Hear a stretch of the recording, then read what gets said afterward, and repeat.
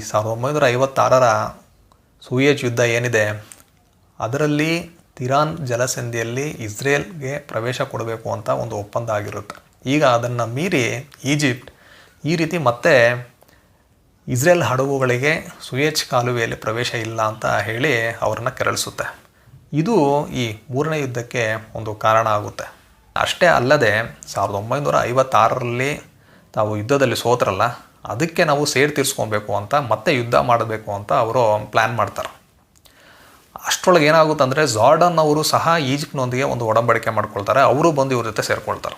ಅಷ್ಟೇ ಅಲ್ಲದೆ ಜಾರ್ಡನ್ ಅವರು ಇರಾಕ್ಗೆ ಇನ್ವೈಟ್ ಮಾಡಿ ಇರಾಕ್ ಫೋರ್ಸಸ್ ಏನಿದೆ ಅದನ್ನು ಜಾರ್ಡನ್ನ ಬಾರ್ಡರ್ನಲ್ಲಿ ಇಡ್ತಾರೆ.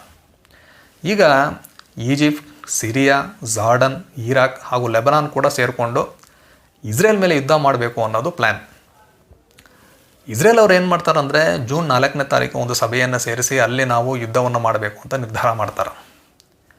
ಜೂನ್ 5ನೇ ತಾರೀಕು ಇಸ್ರೇಲ್ ಪಡೆಯವರು ಈಜಿಪ್ಟ್ನ ಮೇಲೆ ದಾಳಿ ಮಾಡ್ತಾರೆ. ಇದನ್ನು ಈಜಿಪ್ಟ್ ಅವರು ಎಕ್ಸ್ಪೆಕ್ಟ್ ಮಾಡಿರೋದಿಲ್ಲ. ಸಡನ್ನಾಗಿ ಇವರು ದಾಳಿ ಮಾಡ್ತಾರೆ. ದಾಳಿ ಮಾಡಿ ಈಜಿಪ್ಟ್ನ ವಾಯುಪಡೆ ಏನಿದೆ, ಏರ್ಫೋರ್ಸ್, ಅದನ್ನು ಧ್ವಂಸ ಮಾಡ್ತಾರೆ. ನಂತರ ಸಿರಿಯಾ ಹಾಗೂ ಜಾರ್ಡನ್, ಇರಾಕ್ ಇವುಗಳ ವಾಯುಪಡೆಯನ್ನು ಧ್ವಂಸ ಮಾಡ್ತಾರೆ. ಮಿಂಚಿನ ವೇಗದಲ್ಲಿ ಇದನ್ನು ಅವರು ಮಾಡಿ ತೋರಿಸ್ತಾರೆ.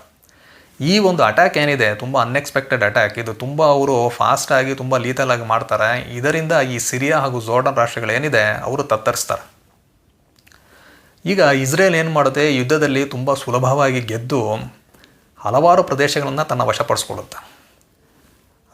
ಯಾವುದ್ಯಾವುದು ಅಂದರೆ ಸಿನಾಯ್ ಪರ್ಯಾಯ ದ್ವೀಪ, ಗಾಜಾ ಪಟ್ಟಿ ಹಾಗೂ ಈ ಜಾರ್ಡನ್ಗೆ ಸೇರಿದಂತಹ ವೆಸ್ಟ್ ಬ್ಯಾಂಕ್ ಅಂದರೆ ಪಶ್ಚಿಮ ದಂಡೆ, ಗೋಲನ್ ಹೈಟ್ಸ್ ಹಾಗೂ ಜೆರುಸಲಂ ನಗರಂ ಇವೆಲ್ಲ ಈ ಇಸ್ರೇಲ್ನ ಒಂದು ವಶಕ್ಕೆ ಬರುತ್ತೆ. ಇಸ್ರೇಲ್ ಅಮೆರಿಕ ಹಾಗೂ ಬ್ರಿಟನ್ನ ಸಹಾಯದಿಂದ ಯುದ್ಧದಲ್ಲಿ ಸುಲಭವಾಗಿ ಗೆಲ್ತು. ರಷ್ಯಾದ ಸಹಾಯವನ್ನು ಪಡೆದಿದ್ದಂತಹ ಅರಬ್ ರಾಷ್ಟ್ರಗಳು ಯುದ್ಧದಲ್ಲಿ ಸರಿಯಾದ ಒಂದು ಪ್ಲ್ಯಾನಿಂಗ್ ಇಲ್ಲದೆ ಅವರು ಇದರಲ್ಲಿ ಸೋತರು. ಈಗ ಜೂನ್ 10ನೇ ತಾರೀಕು ವಿಶ್ವಸಂಸ್ಥೆ ಅಧ್ಯಕ್ಷರಾದ ಥಾಂಟ್ ಅವರು ಈ ಕದನ ವಿರಾಮವನ್ನು ಘೋಷಿಸ್ತಾರೆ. ಅವರು ಇಸ್ರೇಲ್ಗೆ ಹೇಳ್ತಾರೆ, ನೀವು ವಶಪಡಿಸಿಕೊಂಡಿರುವಂತಹ ಪ್ರದೇಶಗಳನ್ನೆಲ್ಲ ಬಿಟ್ಕೊಡ್ಬೇಕು ಅಂತ.